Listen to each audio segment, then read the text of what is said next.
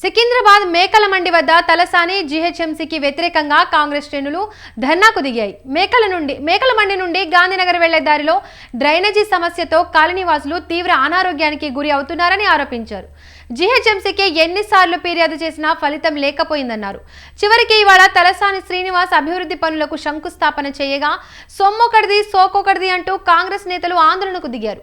GHMC అధికారులు సిబ్బంది BRS పార్టీకి తొత్తులుగా మారారని ఆక్షేపించారు. అభివృద్ధి తామే చేస్తున్నామని చెప్పుకునేందుకు బీఆర్ఎస్ ప్రయత్నిస్తోందని ఆరోపించారు. మంత్రి పొన్నం ప్రభాకర్ చొరవతో సమస్య పరిష్కారమైందంటున్నారు కాంగ్రెస్ నాయకులు.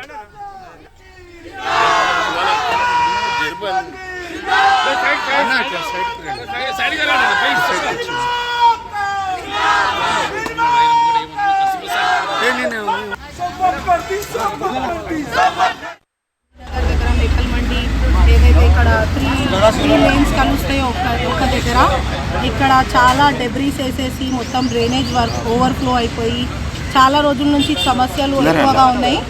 సమస్యల పరిష్కారానికి ఎవరు ముందుకు రాలేదు. టీఆర్ఎస్ కార్యకర్తలైనా వాళ్ళ ఎమ్మెల్యే అయినా ఎవరు రాలేదు. ఇక్కడ మా డివిజన్ ప్రెసిడెంట్ మోరీ నీళ్ళలో కూర్చొని నిరసన తెలిపినాక జిహెచ్ఎంసీ వాళ్ళకు ఆలోచన వచ్చింది పని చేయాలనేది.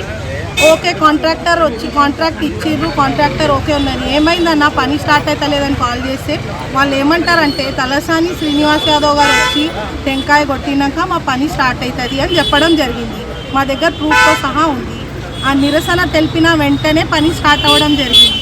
మళ్ళీ స్టార్ట్ అయినాక ఓకే మీరు ఇక్కడ కాన్స్టిట్యున్సీ ఎమ్మెల్యేగా మీరు ఇనాగ్రేషన్కి వచ్చారు, అది బాగానే ఉంది వినడానికి. కానీ మీకు కొబ్బరికాయ గురించి ప్రజలు ఎన్ని రోజులు వేచి ఉండాలా మోరీ నీళ్ళల్లో అది కూడా చెప్పాలి కదా తలసాని యాదవ్ గారు.